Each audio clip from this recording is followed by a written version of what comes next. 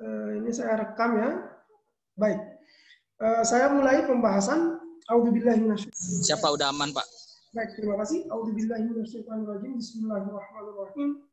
Innallaha wa malaikatahu yusholluna 'alan nabi ya ayyuhalladzina amanu shallu 'alaihi wa sallimu taslima. Allahumma shalli 'ala Muhammadin wa ali Muhammad. Allahumma shalli 'ala Muhammad wa ala ali Muhammad. Allahumma shalli 'ala Muhammad wa ala ali Muhammad. Rabbi shrah li sadri wa yassir li amri wahlul 'uqdatam min lisani yafqahu qawli. Wassalamualaikum warahmatullahi wabarakatuh dan selamat malam.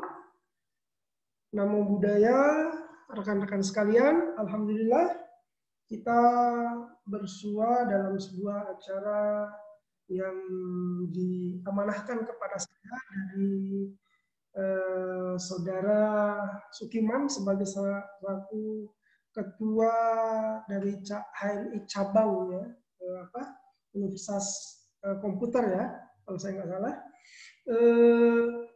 untuk membawakan diskusi ya, yang saya lebih mirip ya, menjadi pemantik lah lebih tepatnya, pemantik diskusi terkait dengan dasar-dasar kemanusiaan. Sebenarnya ada beberapa slide yang sudah saya siapkan untuk kegiatan ini, nanti saya akan coba sharing kepada rekan-rekan sekalian, semoga bisa bermanfaat nantinya. Nah, kegiatan ini alhamdulillah merupakan sebuah kegiatan luar biasa yang dilakukan oleh rekan-rekan HMI. Begitu juga waktu, seingat saya waktu masih mahasiswa dan terlibat aktif di kegiatan-kegiatan yang dilakukan oleh Himpunan Mahasiswa Islam, materi ini menjadi salah satu materi wajib atau materi dasar yang harus diikuti oleh rekan-rekan mahasiswa atau teman-teman mahasiswa yang ingin bergabung dalam Himpunan Mahasiswa Islam, khususnya pada training LK1 setahu saya. Ya. Nah, berbicara tentang nilai-nilai dasar kemanusiaan. Sebenarnya jika kita fokus pada tema yang ada terkait dengan nilai-nilai dasar kemanusiaan, mestinya kita harus memiliki sebuah definisi yang kita bisa jadikan sebagai acuan. Ya.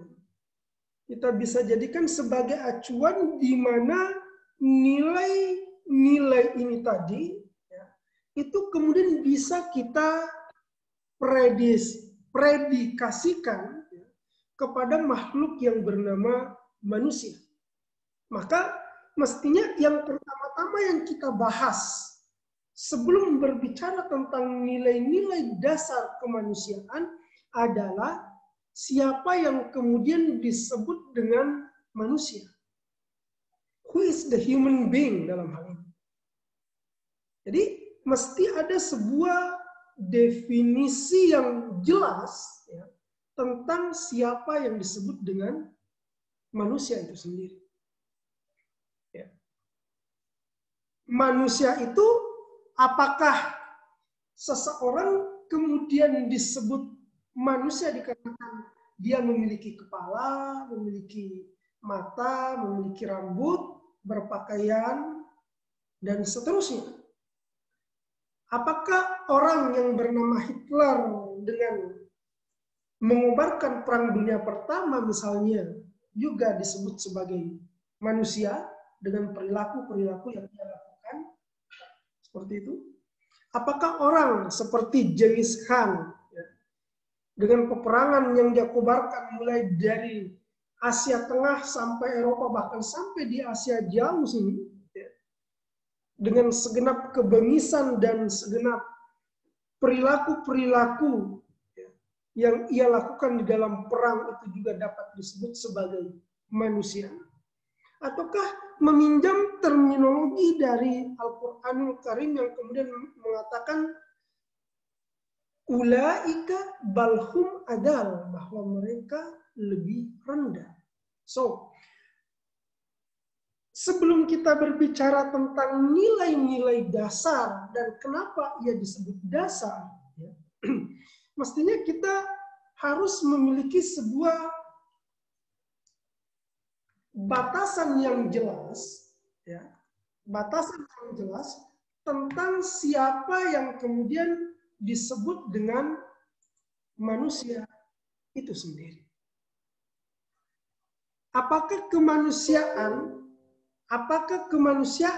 misalnya, apakah manusia dalam hal ini ia menjadi sesuatu yang hanya terbatasi pada pemaknaan-pemaknaan yang juga berlaku sebenarnya pada kehidupan hewaniah. Apakah seperti itu? Ataukah tidak? Jika tidak, maka kita mesti memiliki sebuah definisi yang betul-betul dapat kita jadikan sebagai tolak ukur untuk menyebut seseorang sebagai manusia.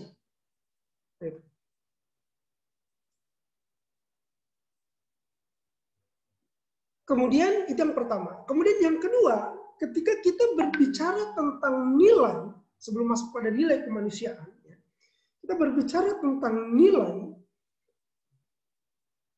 apakah selain manusia itu juga dapat dipredikasikan sebagai makhluk yang juga mengenal dan mengetahui nilai itu sendiri.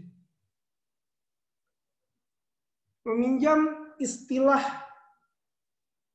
dari Thomas Hobbes, ya. Thomas Hobbes pernah mengatakan bahwa manusia itu adalah gorila yang cerdas. Ada kata cerdasnya. Tapi pada saat yang bersamaan ada kata gorila di situ. Artinya apa?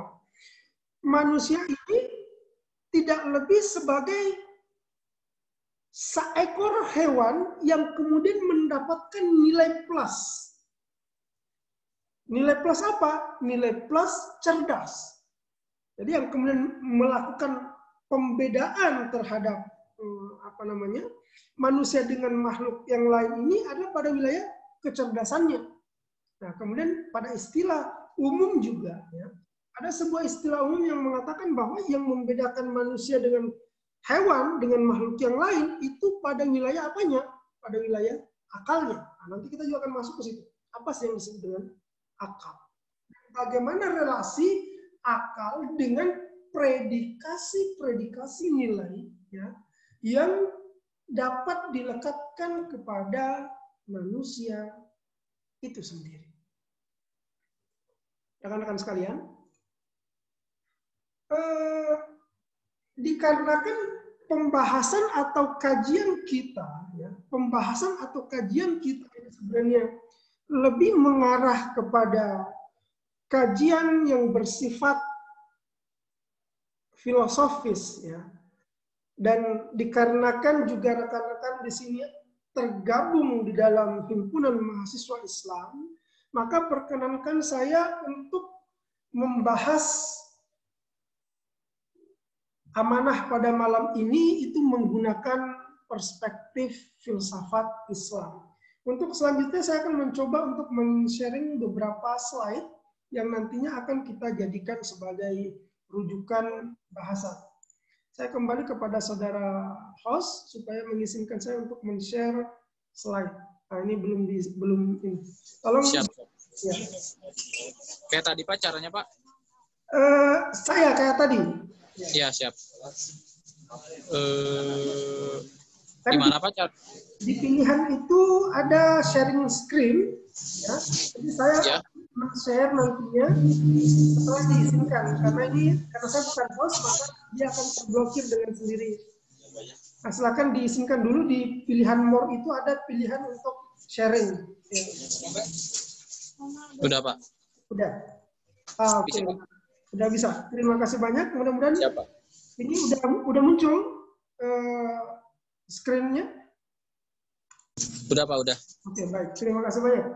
Nah, jadi di sini saya ingin membahas pertama siapa yang disebut dengan manusia, ya. Baru nanti kemudian perlahan-lahan kita masuk pada kajian tentang nilai-nilai yang kemudian dapat kita predikasikan kepada makhluk yang bernama manusia itu sendiri.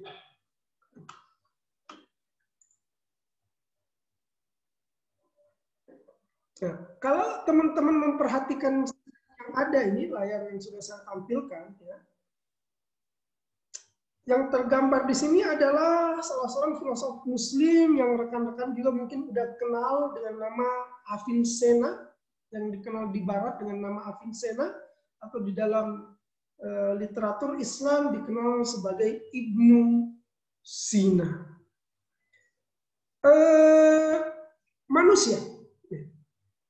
Manusia itu ketika yang dimaksudkan adalah jasad, ya.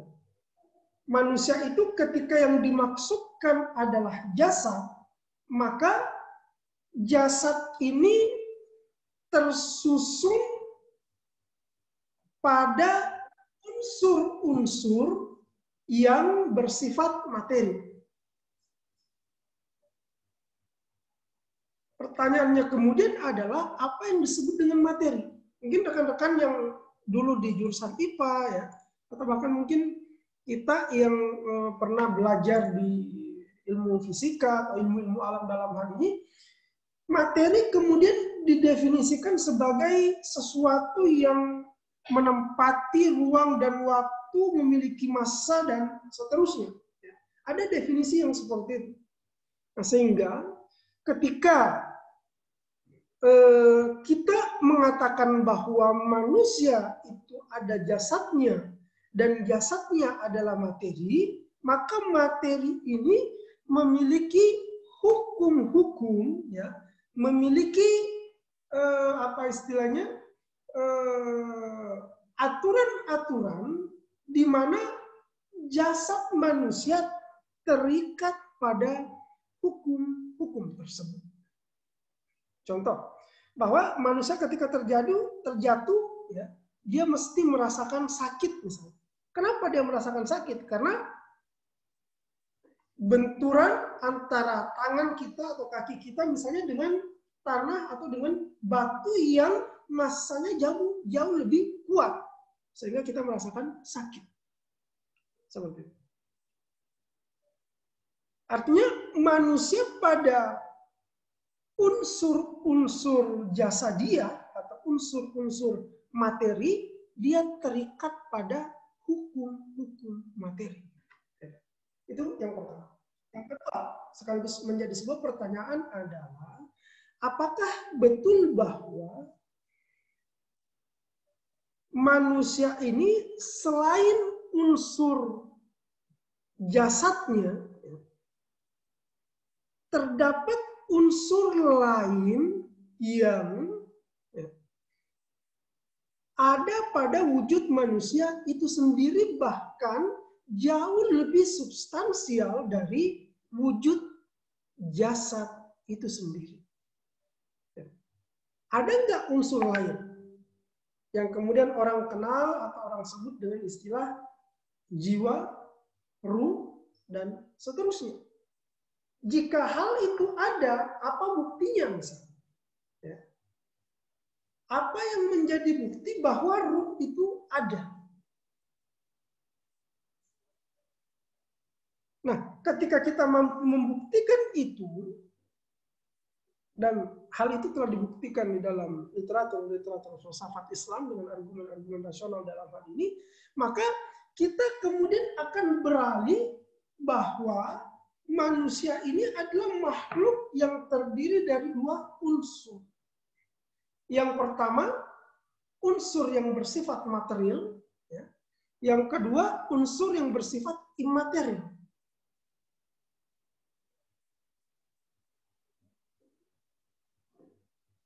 apa relasi antara hal-hal yang bersifat jasadiah dalam hal ini materi dan hal-hal yang bersifat non material di dalam diri manusia. Penganut paham materialisme meyakini bahwa di dalam diri manusia itu yang ada hanyalah apa? Yang ada hanyalah materi. Pikiran merupakan bagian dari bentuk konstruksi otak manusia dengan syaraf-syaraf yang lain. Enggak ada yang namanya ruh, enggak ada yang namanya jiwa. Dan setelah kehidupan ini, dalam hal ini kematian menjadi sesuatu yang mengakhiri segala aktivitas manusia. Apakah betul demikian? Tentunya itu menjadi pembahasan dan yang pasti mungkin kita tidak bisa bahas secara mendetail pada kajian kita kali ini. Ini secara global aja. Ya. Nah, rekan-rekan sekalian, jadi ketika tadi kita mengatakan bahwa manusia memiliki unsur jasadiah, manusia memiliki unsur memiliki unsur materi atau rohani dalam hal ini, maka kita harus melakukan pemetaan terkait dengan dua unsur tersebut. Apakah manusia ketika terpenuhi segenap kebutuhan materialnya, secara otomatis kebutuhan rohaniahnya juga terpenuhi? Kebutuhan yang bersifat imateri ini pada saat yang bersamaan juga terpenuhi? Ataukah tidak? Ya. Rekan-rekan sekalian, sebagaimana yang telah disampaikan tadi oleh teman moderator bahwa kajian kita ini atau diskusi kita pada malam ini itu sampai sekitar jam 9.15. Maka untuk itu mungkin saya akan fokus pada pembahasan sekitar 45 menit ya dimulai dari tadi.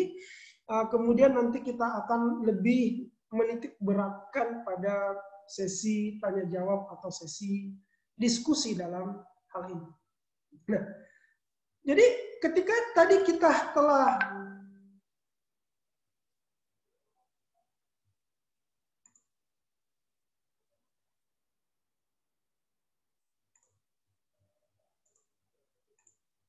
halo, tes? Ya, halo Pak.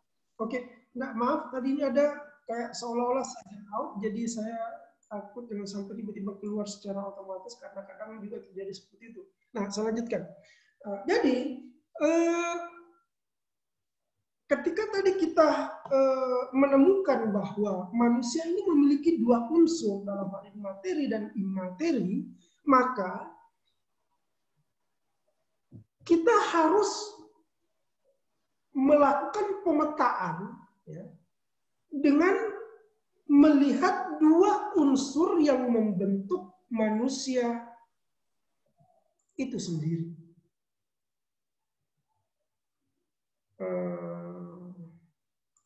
Oh iya, ini minta digedein screen-nya, sebentar saya coba gedein ya.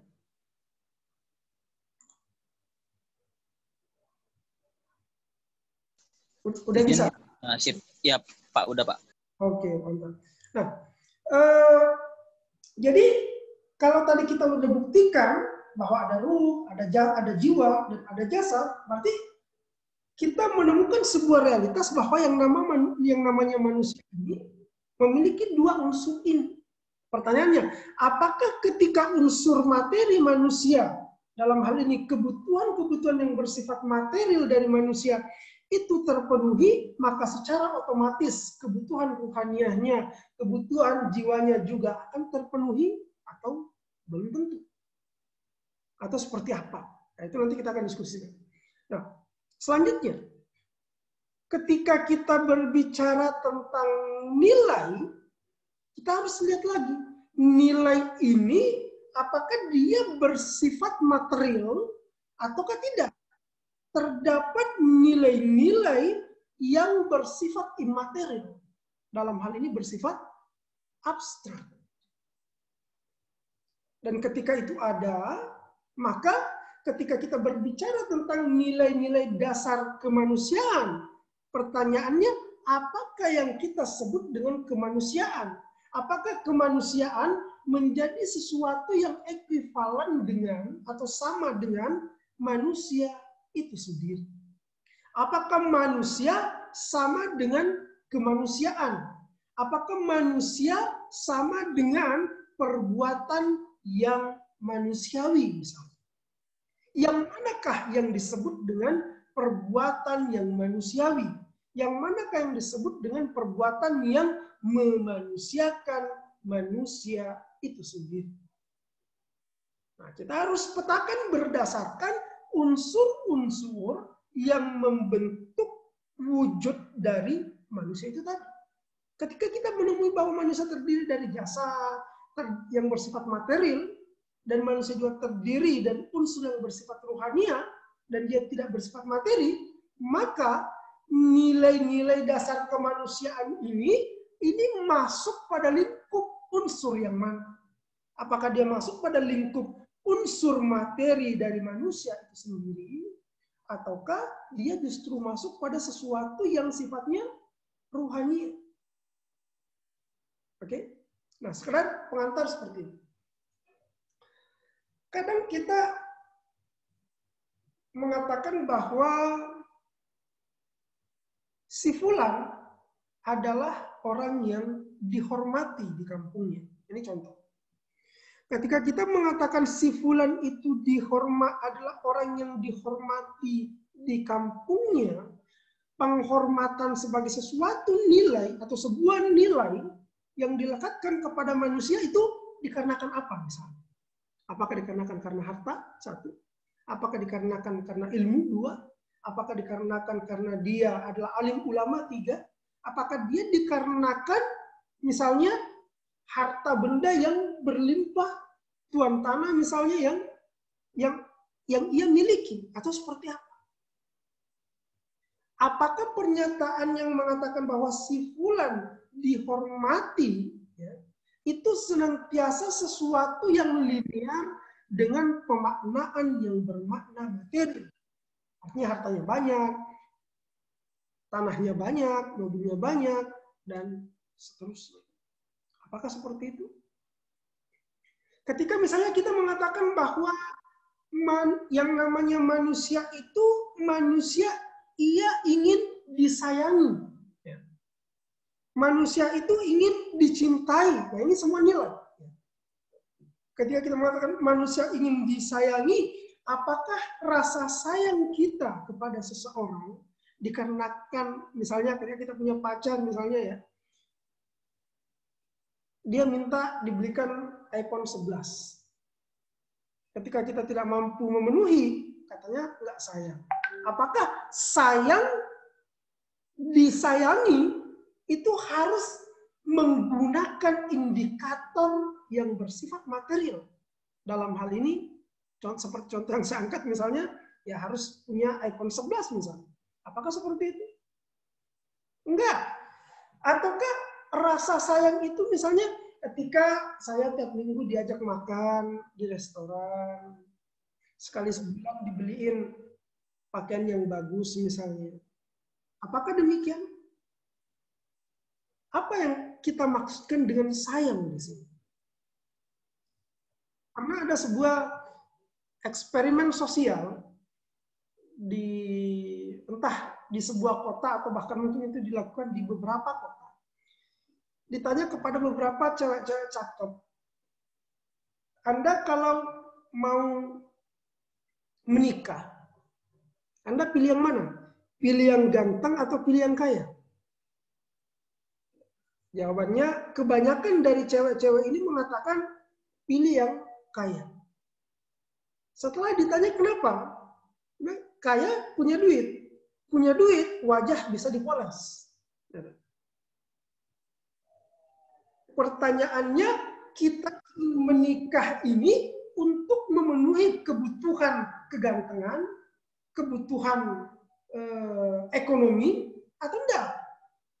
Menikah ini kebutuhan-kebutuhan tersebut dibutuhkan, tetapi this is not the only one yang kita inginkan. Ada sesuatu yang lain.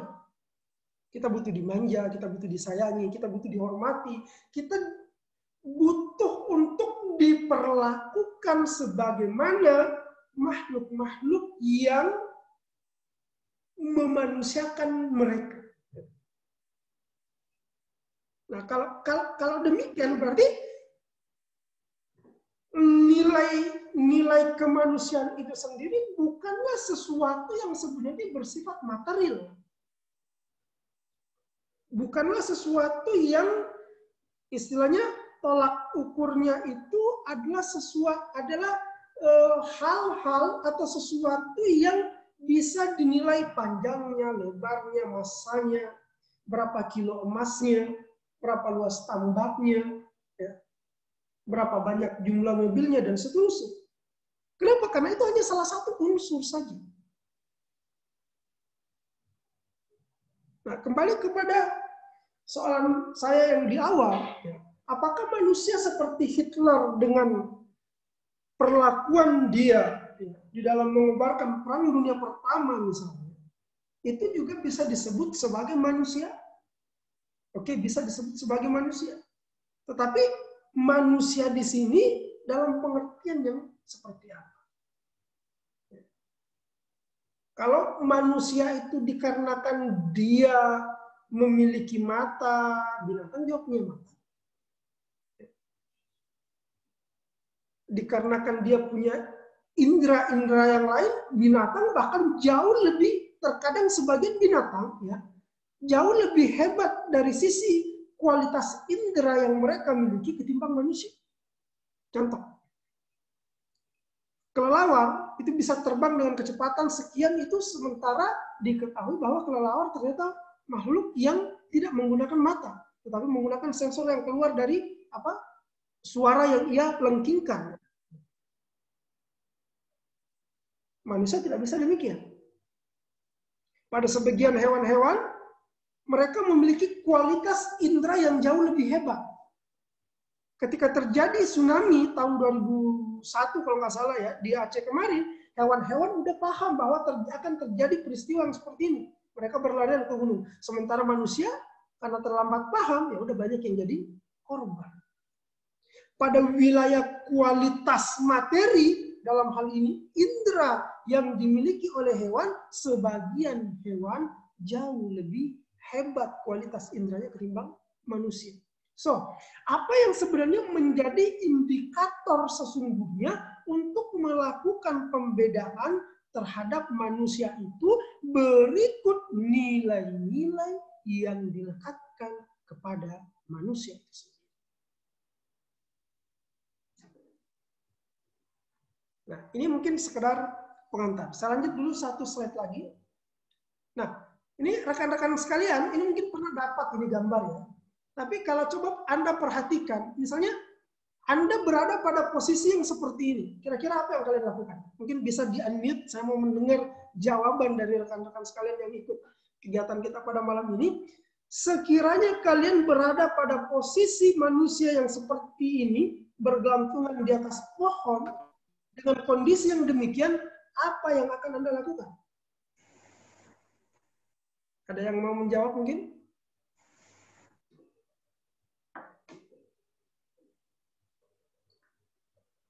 Ini layarnya muncul ya?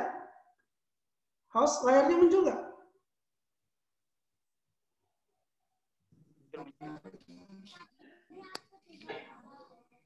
Layarnya muncul ya? Nah, sekarang rekan-rekan, coba Anda perhatikan jika layar ini muncul di screen kalian. Jika Anda berada pada posisi yang seperti ini, apa yang akan Anda lakukan? Bergelantungan di atas pohon, pada saat yang bersamaan ada 2 ekor buaya yang sedang menunggu. Nggak jauh dari sana ada ular berbisa yang merayap mendekati kita. Di daratan sana terdapat singa yang siap-siap untuk menerkam kapan Anda loncat ke daratan. Dan yang lebih payah lagi, pohon ini sudah mau tumbang. So what you gonna do? Apa yang akan Anda lakukan? Apa yang akan kalian lakukan ketika berada pada posisi yang seperti ini? selaku seorang manusia. Ayo, saya butuh mungkin teman-teman ada yang mau berkomentar sekaligus kita bisa interaktif dan memulai diskusi. Nanti akan panjang lebar bahasan kita ketika mungkin lebih bersifat interaktif. Kalau ada yang mau berkomentar mungkin dari host bisa mempersilahkan teman-teman sambil unmute satu persatu tentunya. Kira-kira gimana menurut kalian?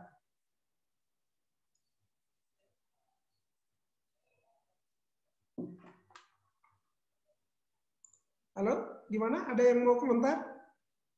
Siap. Lanjut mungkin Pak. Oke.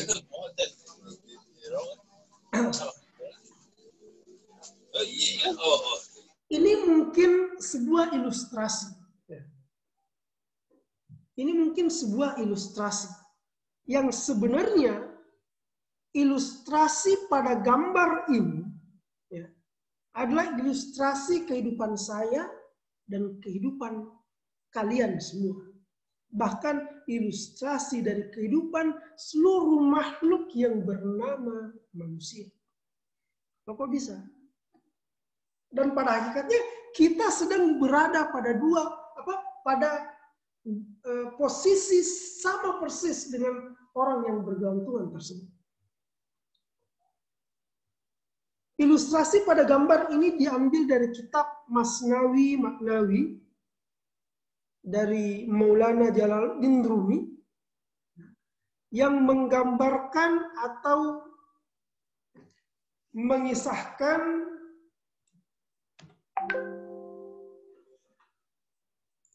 posisi manusia pada kehidupan dunia.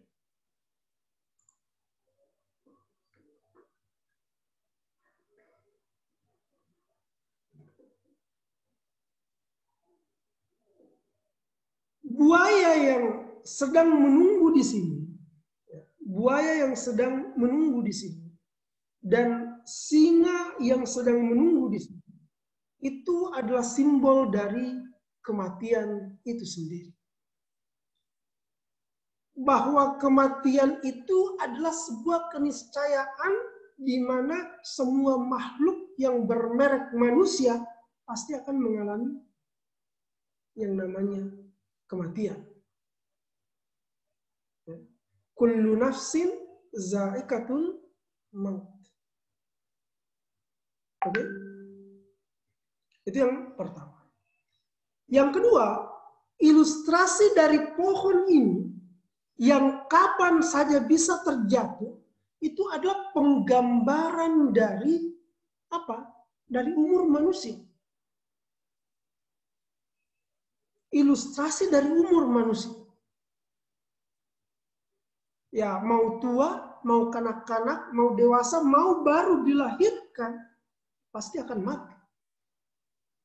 Cuman persoalan waktu kita tidak tahu dan wallahu a'lam. Ya. Kemudian ilustrasi sesuatu yang di tangan ini, sebenarnya kalau di ilustrasi gambar di kitab Masnawi Maknawi itu bukan tikus, tetapi lebah. Lebah yang memiliki madu. Di mana orang yang mengambil lebah tadi, atau mengambil madu pada lebah tadi, pasti ada 1-2 dari lebah yang akan menyengat tangannya. Sementara itu kita butuh untuk dimakan misalnya. Nah, lebah dan madu ini merupakan ilustrasi dari kenikmatan-kenikmatan yang ada di dunia ini. Di mana kenikmatan yang ada di dunia ini untuk mendapatkan gaji, Anda harus bekerja selama kurang lebih 30 hari. Tidak ada gaji yang tiba-tiba datang tanpa ada kerja. Enggak. Tidak ada kenikmatan yang tiba-tiba Anda bisa peroleh tanpa memberikan sesuatu. Apakah itu waktu Anda? Ya, waktu bermain Anda misalnya. Waktu Anda bersama keluarga Anda misalnya. Seperti itu. Nah, ini penggambaran juga tentang kenikmatan-kenikmatan yang manusia peroleh pada kehidupan dunia ini sendiri. Jadi, ketika nanti berbagai macam rentetan nilai yang dilekatkan kepada siapa? Wujud manusia ini tadi, seumpama seperti kemuliaan, kehormatan, toleransi, kasih sayang, cinta dan lain-lain. Ya, semua ini adalah predikasi nilai mulia yang harus dan bukan lagi harus ya, niscaya wajib ya, untuk diperoleh manusia berdasarkan unsur-unsur yang ia ingin penuhi di dalam kehidupan. Apakah itu unsur materinya, ataukah itu adalah unsur ruhaninya. Ya, saya pikir itu mungkin sekedar pengantar dari saya. Nanti kita akan berbicara panjang lebar tentang nilai-nilai itu sendiri. Sebenarnya bagaimana nilai itu, tetapi lebih kepada diskusi dan dialog interaktif dengan rekan-rekan sekalian. Jadi saya kembalikan kepada saudara moderator untuk sementara. Terima kasih.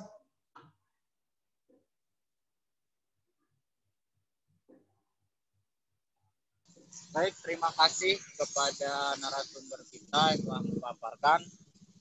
Selanjutnya tadi kita akan melakukan diskusi interaktif pada sesi selanjutnya. Silakan bagi kawan-kawan yang ingin bertanya ataupun menanggapi tentang materi yang telah disampaikan oleh moderator tadi, silakan untuk langsung menanyakan dan menyalakan mic-nya dan memperkenalkan diri serta langsung ditanggapi. Terima kasih.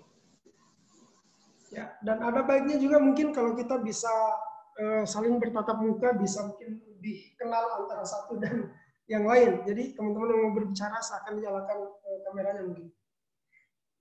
Siap, Kanda, siap. Baik, silakan dari peserta ada yang ingin menanggapi.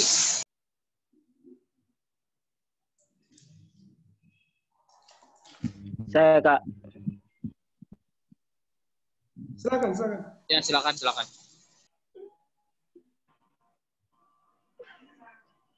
Maaf, Pak. Saya, Kak. Siap.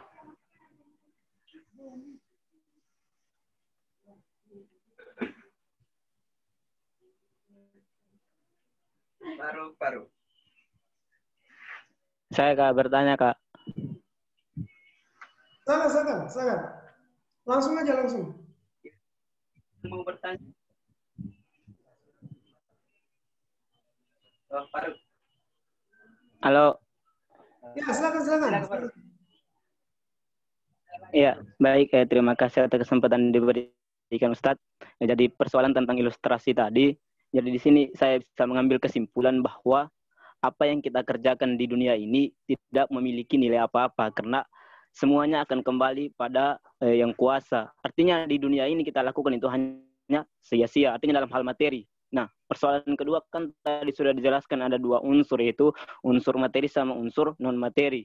Nah, jika kita tarik pada materi, jika tidak bernilai apa-apa, maka saya bisa merujuk pada nilai dari kemanusiaan itu adalah nilai yang abstrak. Nah, bagaimana cara kita untuk mengetahui nilai yang abstrak ini, Ustadz? Oke. Dan bagaimana cara untuk kita melakukan untuk memperoleh nilai abstrak ini, Ustadz? Oke, betul. Seperti itu saya kembalikan. Baik, saya langsung aja mungkin ya. Mungkin nanti akan ada penanya-penanya yang lain. Saya tidak ingin membawa teman-teman pada perdebatan yang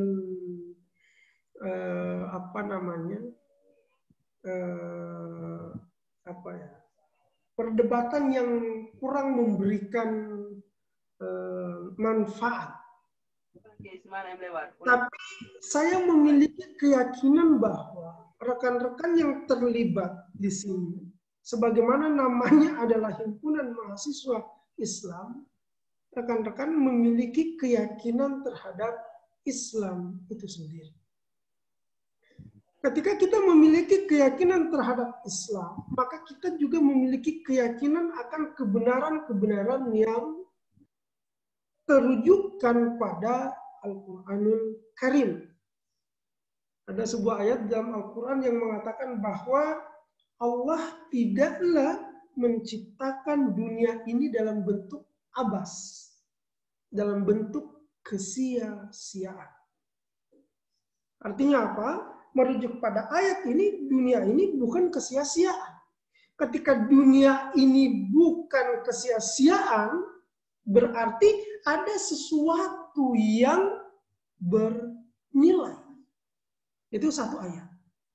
Tapi pada ayat yang lain, yang saya yakin rekan-rekan juga hafal, ya, ada ayat yang mengatakan Bismillahirrahmanirrahim, wal asr innal insana lafi khusr. Demi masa, bahwa sesungguhnya manusia itu berada dalam apa? Hasr, dalam kerugian. Apakah antara ayat ini yang tadi mengatakan tidak sia-sia, kemudian di sini mengatakan manusia berada dalam kerugian, adalah dua ayat yang saling kontradiktif antara satu dan yang lain? Tentu tidak. Tapi kita butuh pada kajian dan tafsiran terkait dengan itu yang tentunya bukan bahasan saya di sini untuk sementara.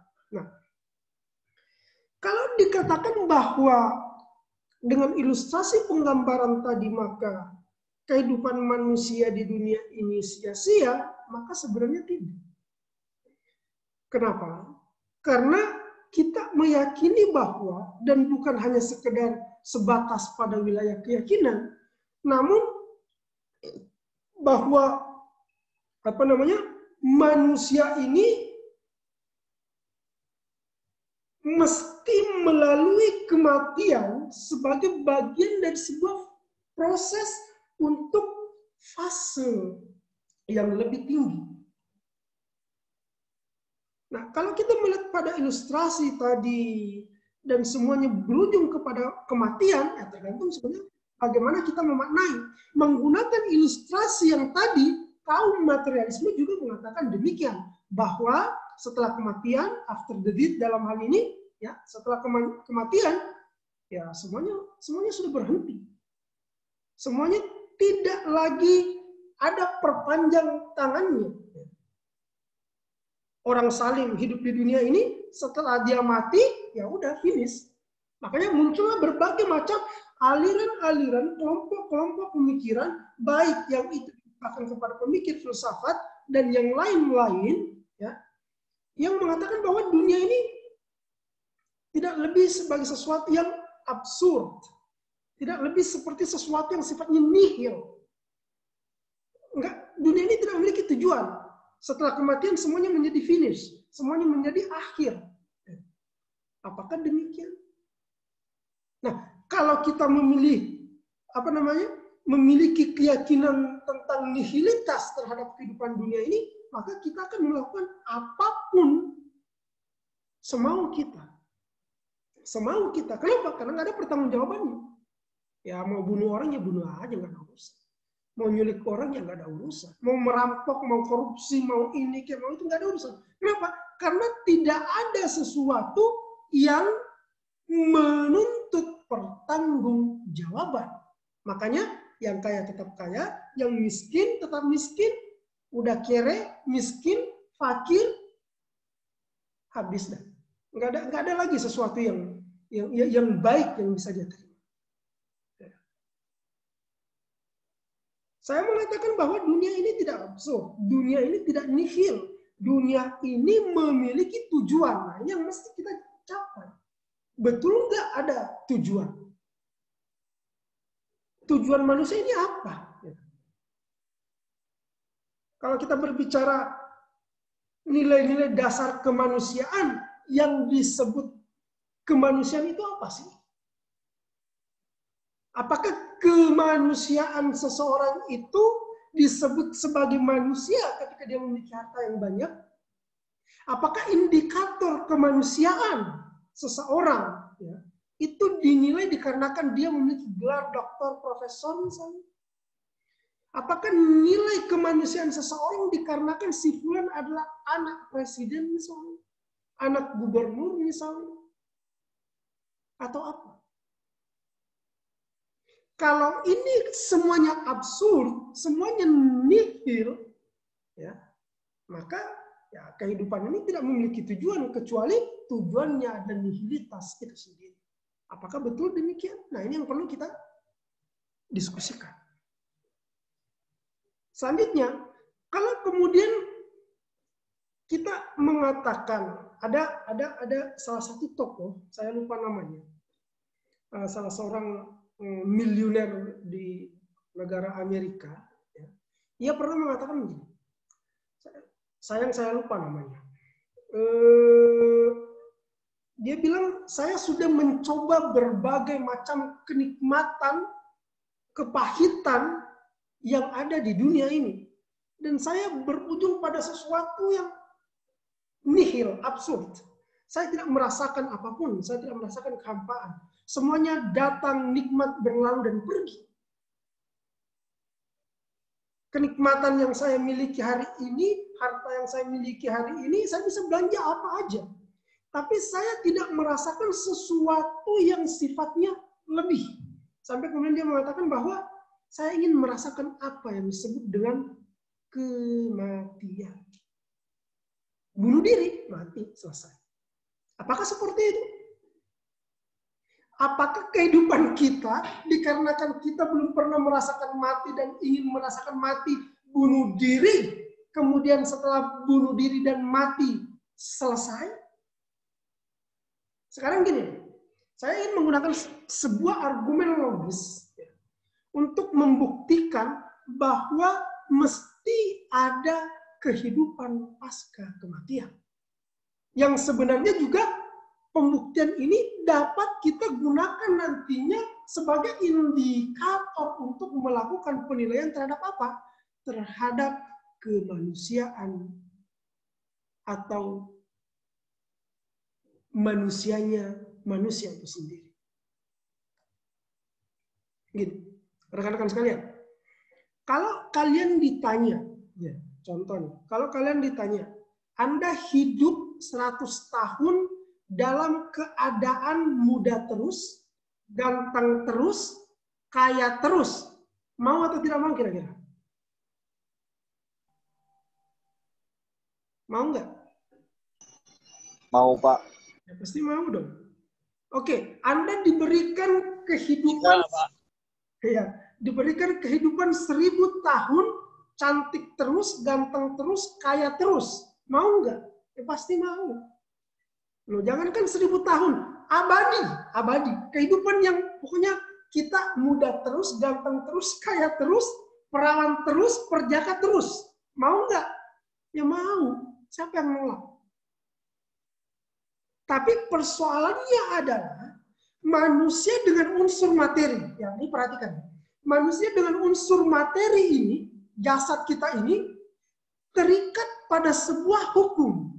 Di mana hukum materi, ya, hukum materi ini melasimkan demikian atau meniscayakan demikian. Apa itu? Bahwa Anda lahir kecil, dari janin menjadi bayi, dari anak-anak, remaja, dewasa, tua, dan harus lapuk dan mati. Ini hukum materi.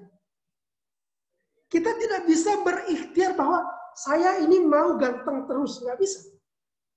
Kenapa? Karena materi kita, jasad ini, itu terikat pada hukum alam. Oke? Hukum alam. Pertanyaannya, loh, ketika kita tadi menanyakan bahwa saya ingin hidup terus, sementara jasad kita tidak mengizinkan, materi kita tidak mengizinkan, lantas dari mana muncul jawaban iya pada diri manusia ketika ditanya, maukah Anda hidup abadi dalam keadaan muda, kaya, dan langgeng? Dari mana muncul jawaban iya di sini? Karena kenapa? Kalau iya di sini adalah jawaban yang mengandung unsur materi, maka jawabannya pasti tertolak. Kenapa tertolak? Karena materi terikat pada hukum-hukum materi itu sendiri. Oke? Nah, jawaban ia muncul dari mana? Kata salah seorang filosof Muslim, Ibnu Sina, ia mengatakan bahwa ada sesuatu, ada ia di dalam diri kita yang sama sekali tidak bersifat material dan tidak terikat pada unsur-unsur materi itu sendiri. Apa itu? Jiwa dan ruh manusia. Jadi kelanggengan hidup itu untuk hidup berkesinambungan itu tidak muncul pada dimensi jasadia atau dimensi materi dari wujud manusia. Nggak bisa muncul dari situ. Mesti muncul dari sesuatu yang tidak terikat dengan apa? Unsur materi. Makanya tadi dari awal kita mesti harus membuktikan betulkah di dalam diri manusia terdapat unsur yang bersifat non-materi. Nah, ketika Anda bisa membuktikan itu, nah baru nanti kemudian Anda masuk pada nilai. Nah, itu yang menjadi sekaligus jawaban dari pertanyaan rekan tadi, bahwa dunia ini sebenarnya tidak sia-sia. Ada nilai, dan keabadian adalah nilai yang luar biasa. Di mana keabadian ini itu tidak bisa di alam dunia. Kenapa? Alam dunia terhukumi dengan hukum alam materi yang mesti harus punah. Itu mungkin sekedar pengantar, mungkin teman-teman bisa lebih interaktif. Saya persilakan dan saya kembalikan kepada saudara moderator.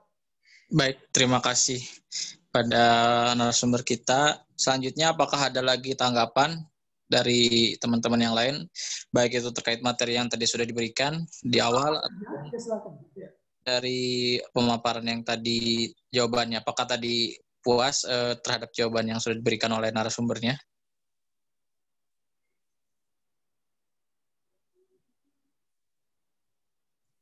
Lalu apakah ada lagi? Silakan. Ini rekan-rekan yang terlibat pada kegiatan ini satu kampus semua atau beda-beda kampus? Berbeda, Kanda.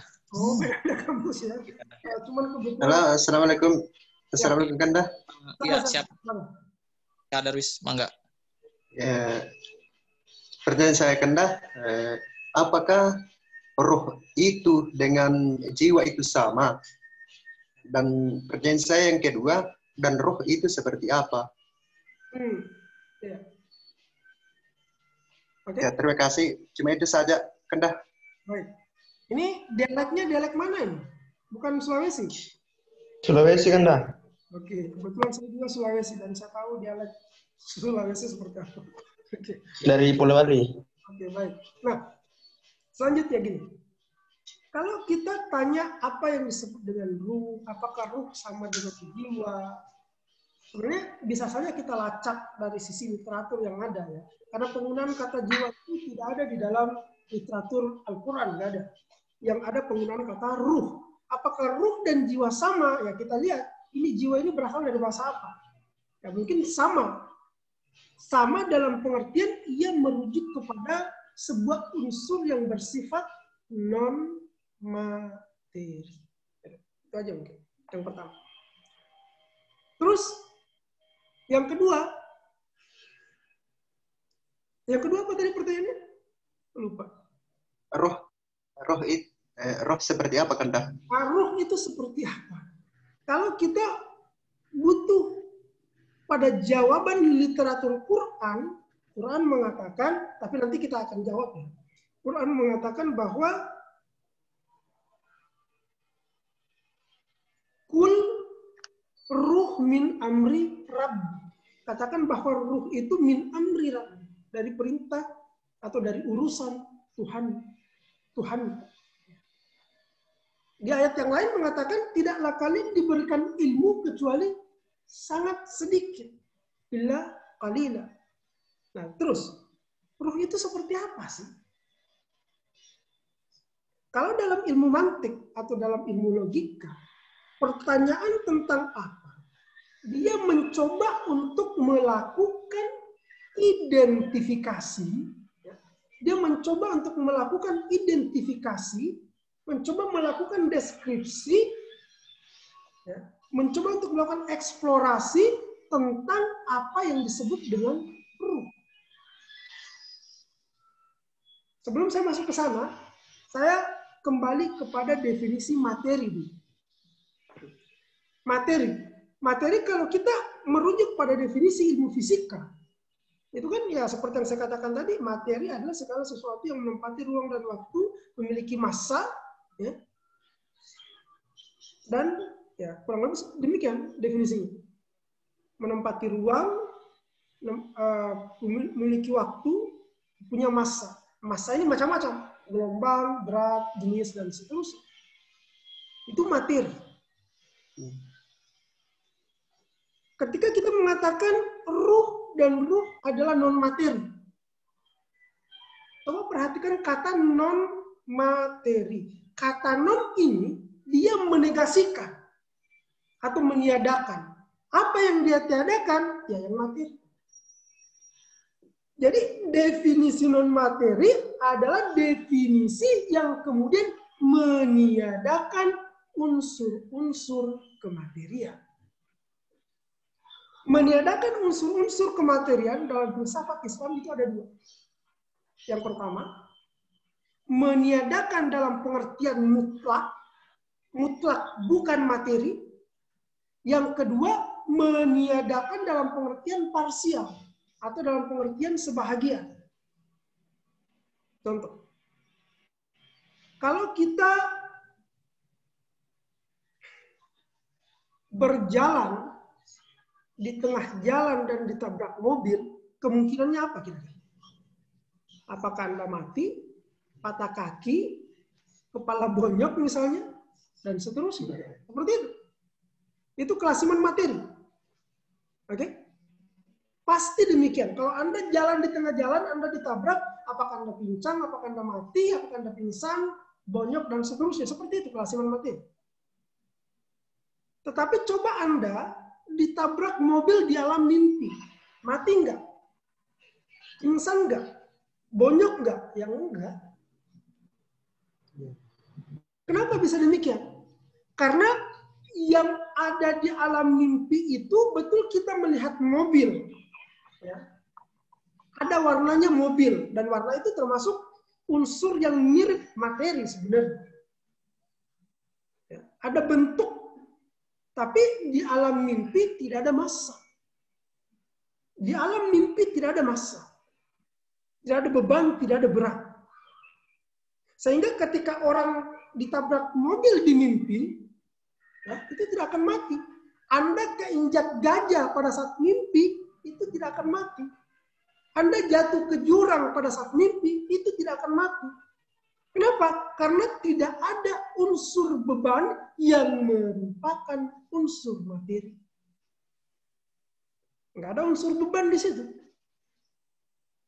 Tetapi di sini mimpi dia memiliki sebagian, nah itu tadi, memiliki sebagian dari unsur-unsur materi seperti warna, seperti bentuk, tapi di situ tidak ada beban. Nah kita kembali ke ruh.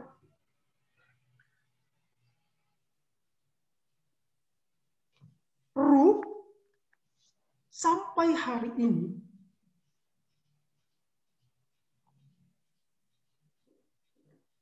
belum ada satupun ulama atau seorang filosof muslim yang mampu memberikan definisi secara gamblang tentang apa itu ruh.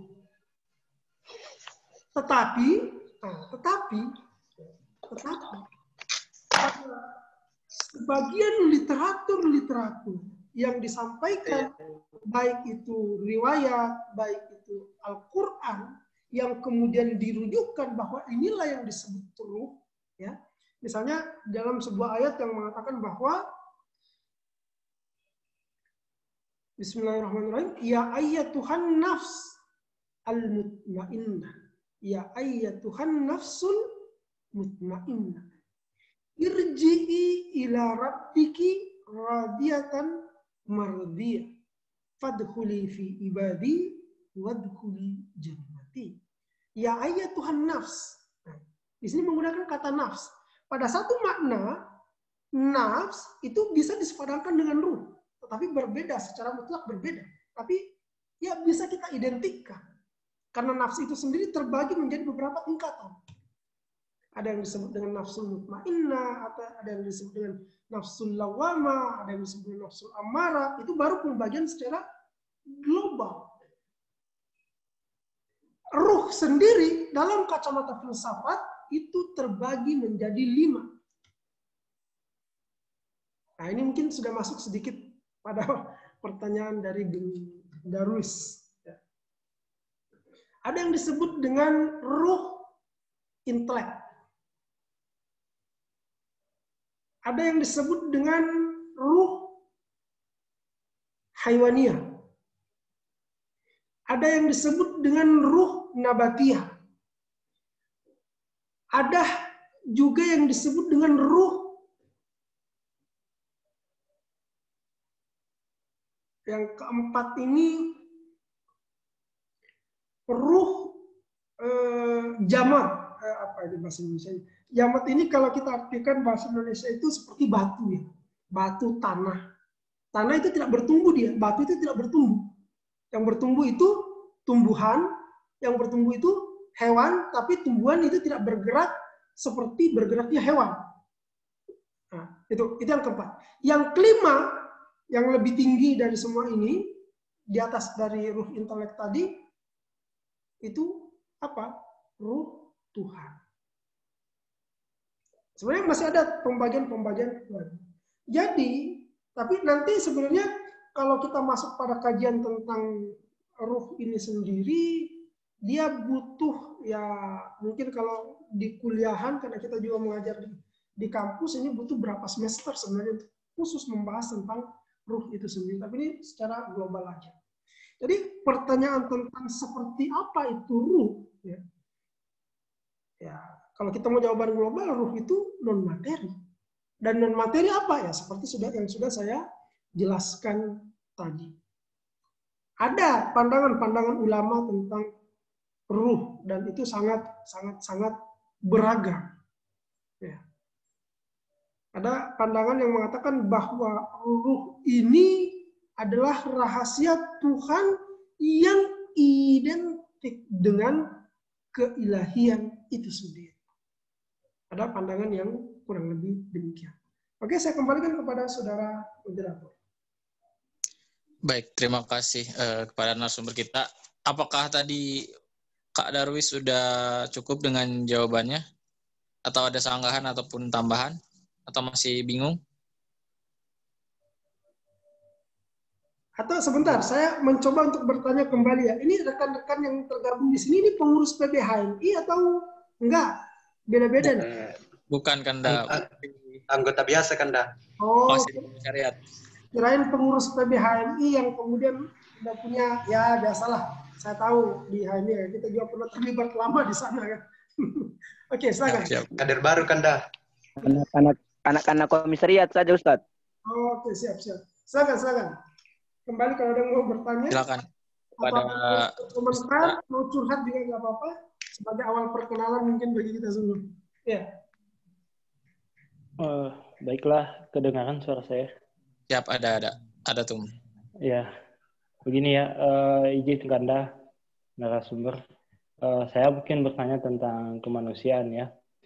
Kalau di abad ke-21 ini kan kita udah tahu yang dimana perkembangan materi atau pengetahuan, ilmu pengetahuan saintifik ini sudah cukup ketat ya. Nah, ada namanya artificial intelligence, yang dimana ini memanipulasi si gennya manusia itu. Nah, sedangkan manipulasi ini kan ada berbagai macam itu. Nah, pokoknya udah terklasifikasi lah kayak gitu. Mungkin pendapat Rakanda gimana? Baik. Artificial intelligence.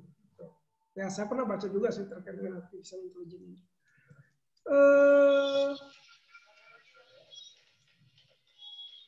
Sebenarnya kalau kita mau bantah teori artificial intelligence ini, sebenarnya cukup sederhana. Hanya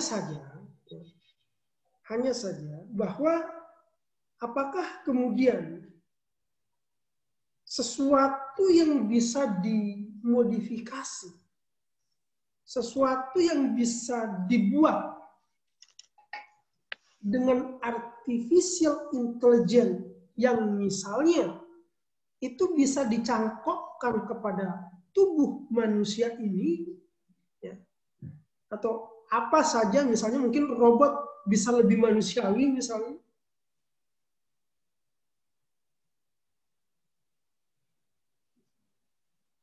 Apakah kecerdasan buatan kayak macam seperti ini, ya, itu berarti bahwa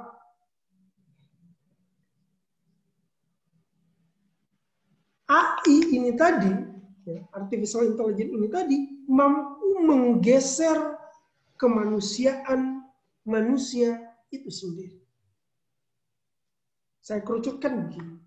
Pada awal-awal bahasan saya tadi, kenapa saya memulai kajian dengan melihat dua unsur yang ada dalam diri manusia.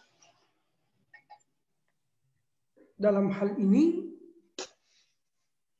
jasadnya, materinya, dalam hal ini jiwa atau ruhnya sebagai sesuatu yang non materi. Dan kita perjelas, benarkah ada sesuatu yang bersifat non materi?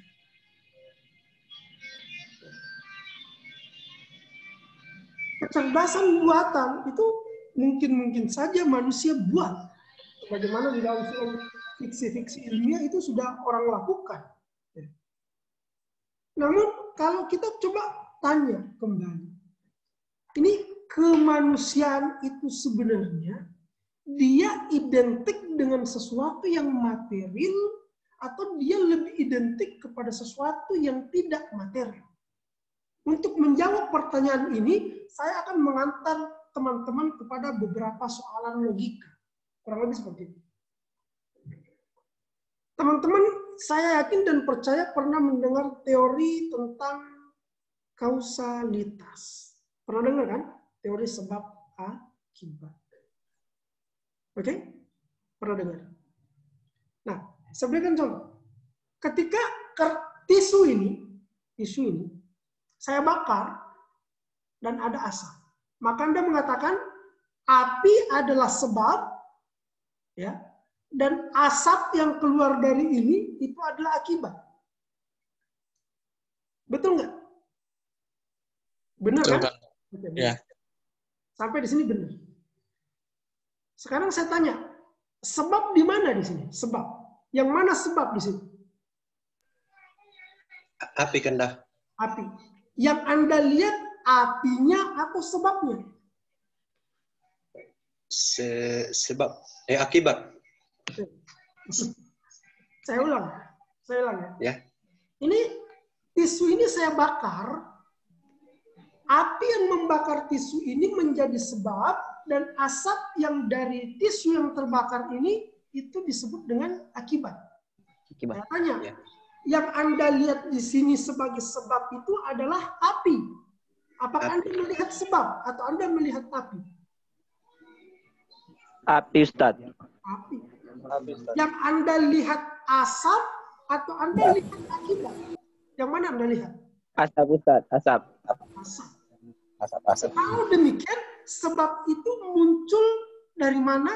Akibat itu muncul dari mana? Kenapa kita mengatakan api adalah sebab? Kenapa kita mengatakan asap adalah akibat? Dari mana muncul yang seperti itu? Pengamatan indera. Ada reaksi kimia. Karena api bisa bisa membakar tisu yang memiliki bahan mudah terbakar. Oke. Baik. Saya adalah akibat dari hubungan kedua orang tua saya. Rekan-rekan juga demikian. Orang tua saya sebab, saya adalah akibat. Di sini konsep sebab dan konsep akibat berlaku sama dengan konsep sebab dan akibat pada api dan asap. Anda tidak melihat sebab, Anda tidak melihat akibat, tapi melihat bahwa sesuatu yang dihasilkan lebih akhir itu adalah akibat. Sesuatu yang lebih awal itu adalah sebab. Oke? Pertanyaannya, apakah sebab itu adalah sesuatu yang bersifat material? Apakah akibat itu adalah sesuatu yang bersifat material atau tidak? Atau yang material adalah keapian itu sendiri. Yang material adalah asap yang terlihat itu tadi. Sebab dan akibat bukanlah sesuatu yang material. Atau bagaimana? Ada pandangan?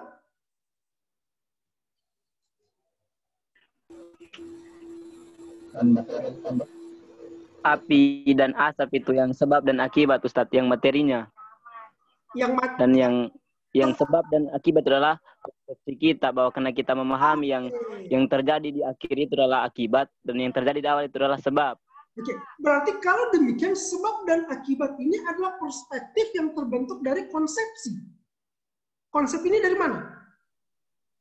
Dari realitas, Ustadz. Konsep dari? Realitas, Ustadz. Dari realitas. Oke, sekarang begini. Yang membentuk konsep itu realitas atau enggak? Konsep bisa saja terbentuk tanpa realitas. Akal kan enggak? Konsep terbentuk dari akal. Konsep terbentuk dari akal. Bisa, tapi tidak lengkap.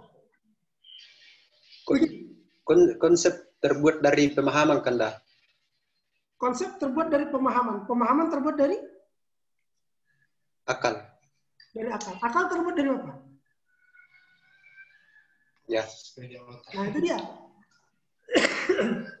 Di sini yang saya ingin buktikan adanya sesuatu yang bersifat non-materi.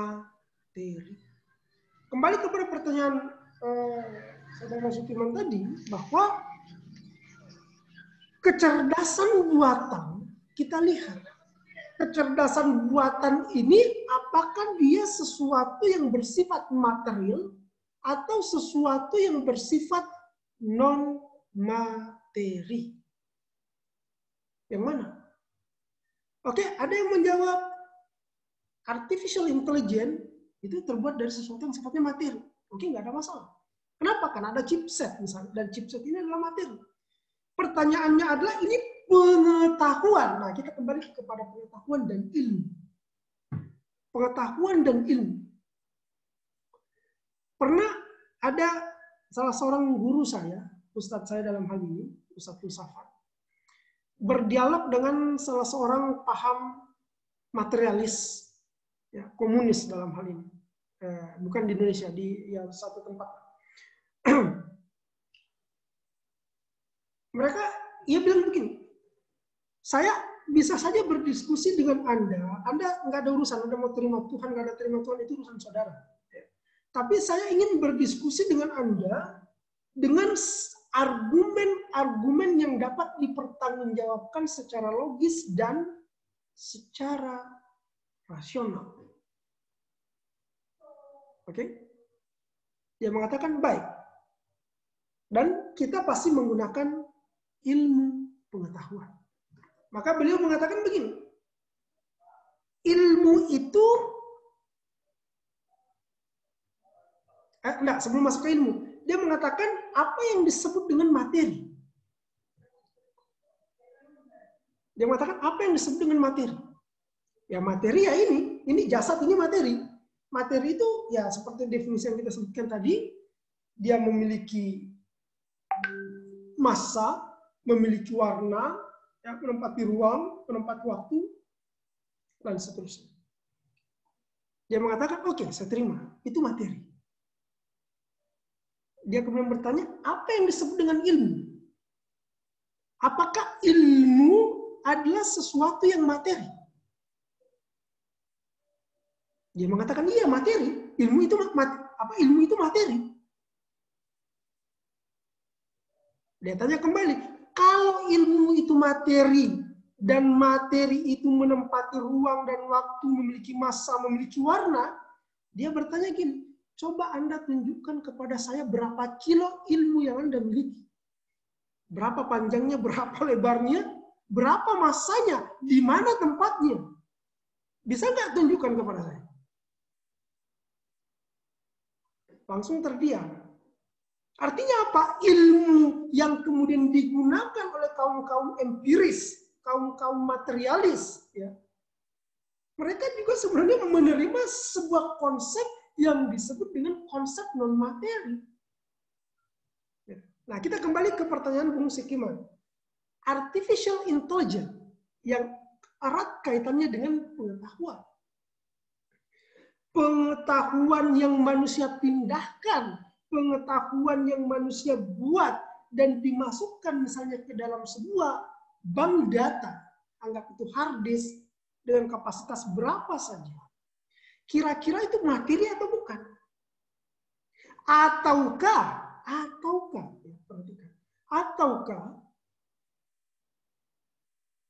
ia hanya butuh kepada media, butuh kepada instrumen. Sebagaimana akal pikiran manusia butuh kepada instrumen yang bernama otak. Sebagaimana ruh manusia butuh kepada instrumen yang bernama jasad.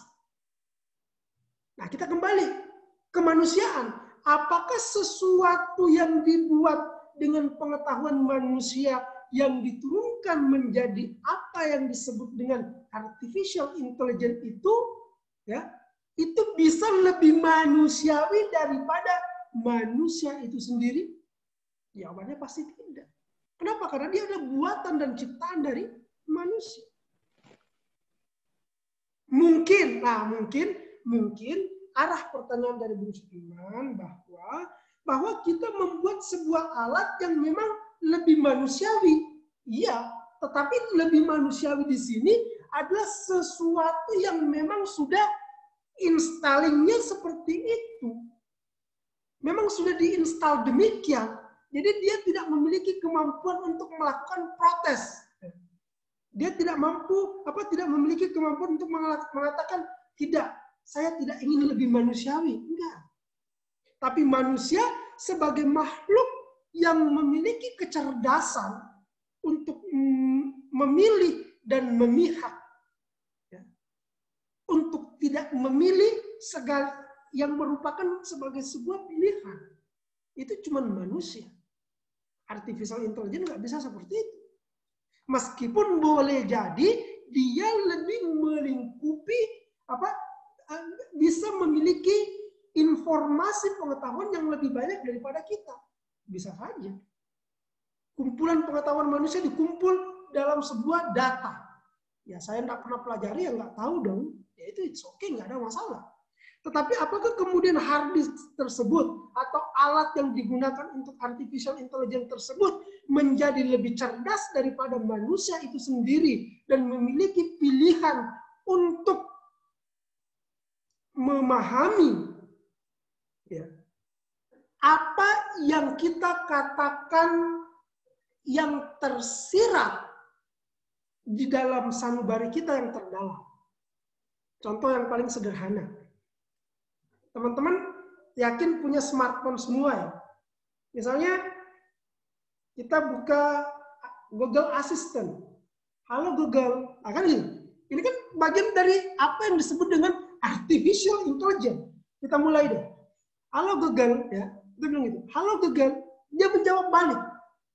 Nah, apakah pengetahuan yang mengatakan halo Google, kemudian dia menjawab halo kembali, ya?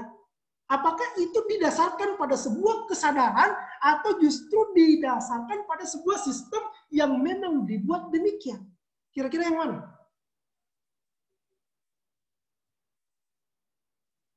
Ayo teman-teman. Mungkin saya terlalu semangat karena pertemuan ini. Sistem Kanda. Kira-kira yang mana kira-kira pilihannya? Atau bahasan kita mungkin terlalu berat kali ya? Karena ini saya campur-campur. Sistem Kanda. Bahasan filsafat. Mengikuti prosedur sistem. Nah, Mungkin seperti itu aja dulu jawaban saya, karena kapan semakin melebar mungkin agak semakin sulit untuk di ini. Jadi sepikir itu aja dulu, nanti saya berharap bahwa this is not the first and the last time we meet gitu ya. Mungkin kita bisa bertemu pada sesi-sesi yang lain. Mungkin saya kembalikan dulu kepada saudara moderator. Saya persilakan. Ya, terima kasih narasumber kita.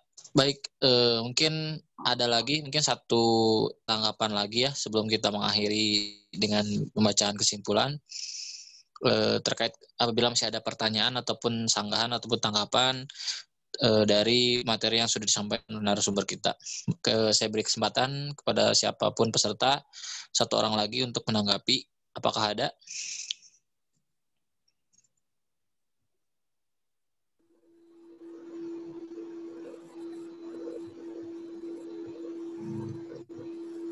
Baik, mungkin saya ingin bertanya Pak narasumber sebagai moderator.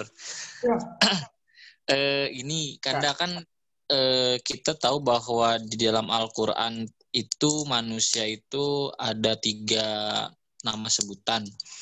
Okay. Ada Nas, ada Insan, dan satu lagi saya lupa. Nah, kenapa Bashar. Yang ketiga Bashar. Ya. Nah, itu kenapa Kanda bisa dibagi-bagi ketiga tersebut? Klasifikasinya seperti apa, dan apakah ketika kita bisa mencapai insan, biasanya kan insan itu lebih baik gitu ya Kanda. Apakah ketika kita sudah mencapai insan itu artinya kita sudah mencapai cita-cita kita ketika kita hidup di dunia gitu. Jadi ketidaksia-siaan ketika kita jadi manusia itu bisa tercapai ketika kita sudah mencapai insan. Apa bagaimana? Siap. Baik. Betul, ada klasifikasi atau pengelompokan dari 3 kata tersebut yang semuanya merujuk kepada manusia. Ya. An-Nas, dia merujuk kepada manusia secara umum. Manusia secara umum.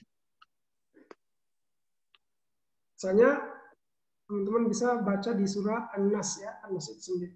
Qul a'udzu birabbin nas. Dia merujuk kepada manusia secara umum, mutlak manusia. Kemudian ada kata yang menggunakan kata bashar. Ana basyarun mislukum. In huwa wahyun yuha ilayya.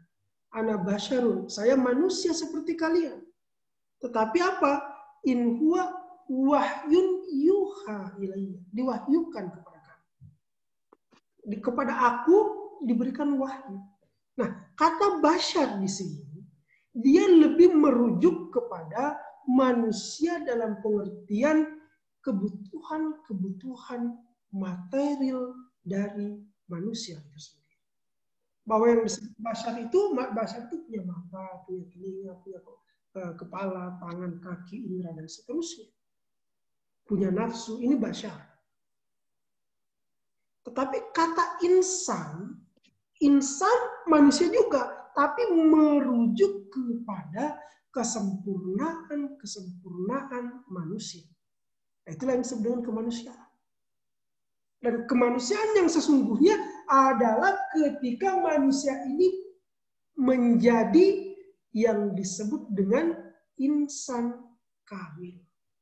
Manusia seutuhnya. Siapa yang disebut dengan manusia yang seutuhnya? Manusia seutuhnya adalah manusia yang benar-benar merdeka. Merdeka dari siapa? Merdeka dari dirinya sendiri. Dalam hal ini, ia menjadi hamba dari Tuhannya. Bukan hamba dirinya, tapi hamba dari Tuhan. Nah, ini posisi tertinggi manusia. Di dalam ayat dikatakan bismillahirrahmanirrahim, wa ma khalaqtul jinna wal insa illa liya'budun. Al-ab liya'budun, aku tidak menciptakan jin dan manusia kecuali untuk apa? Liya'budun, untuk menyembah. Kenapa menyembah? Karena menyembah merupakan posisi tertinggi atau makam tertinggi dari penciptaan manusia itu sendiri. Jadi kalau dikatakan bahwa manusia ini dengan klasifikasi tadi itu memang benar. tetapi ini masing-masing memiliki maksud penggunaan kata. Nah, dan dalam bahasa Arab itu dikarenakan kekayaan makna, ya, ini mungkin menjadi salah satu alasan kenapa Al-Quran itu diturunkan dalam bahasa Arab. Saya pikir itu mungkin secara global aja dulu ya. Ya. Saya kembalikan kepada saudara moderator. Ya, terima kasih. Atau mungkin mau diakhiri dulu atau seperti apa, saya persilakan, saya kembalikan. Ya. Ya, terima kasih kepada narasumber kita yang sudah memaparkan materinya. Mungkin kalau untuk pertemuan saat ini kita cukupkan sekian dulu, dikarenakan waktu sudah menunjukkan pukul 20:56 waktu Indonesia Barat. Selanjutnya nanti kita akan ada tema-tema yang baru. Apakah nanti akan dilanjutkan dengan materi dasar-dasar kemanusiaan atau dilanjutkan. Nah, sebelum itu saya akan membacakan dulu kesimpulan dari diskusi kita malam ini tentang iya, Bung Moderator, bisa nggak nanti kita closing ininya, mungkin teman-teman bisa buka layar biar kita foto gitu dan bisa menjadi dokumentasi buat saya pribadi. Nanti kita ada sesi foto bersama, Kanda. Oke, baik, siap. Baik, mungkin saya akan bacakan dulu kesimpulan. Jadi dari materi dasar kemanusiaan kita saat ini, pada intinya kita sebagai manusia harus mengetahui dulu apa tujuan kita dilahirkan, apa tujuan kita diturunkan ke bumi, dan apa yang harus kita lakukan sehingga kita tidak bisa, kita terhindar dari kondisi kita menjadi orang yang merugi, di mana itu termaktub dalam surat Al-Asri.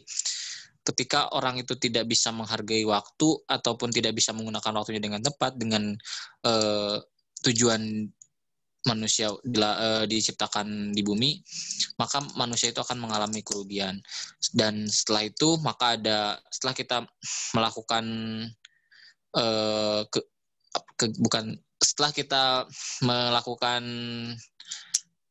hal-hal yang memang ditujukan kepada kita diciptakan di bumi, maka kita akan mendapatkan suatu gelar yang disebut dengan insan kamil atau insan paripurna ataupun manusia yang paripurna. Mungkin kesimpulan yang bisa saya sebutkan segitu. Namun sebelum kita tutup, mari kita on cam dulu untuk seluruh para peserta supaya bisa didokumentasikan.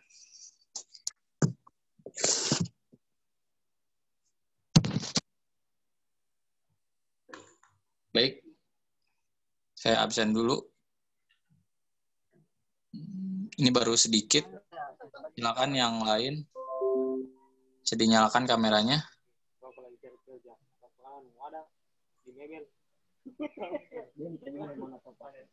Ya.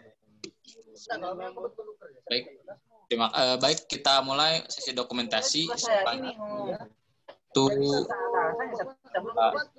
3. Ya, sekali lagi mungkin 1, 2, 3.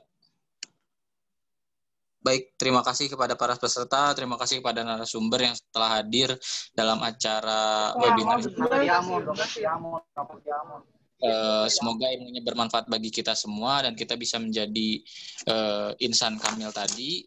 Wabillahi taufiq wal hidayah. Wassalamualaikum warahmatullahi wabarakatuh. Waalaikumsalam warahmatullahi wabarakatuh.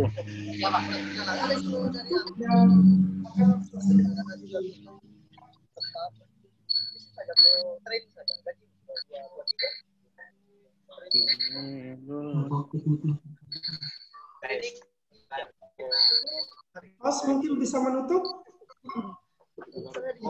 Bisa di Siap.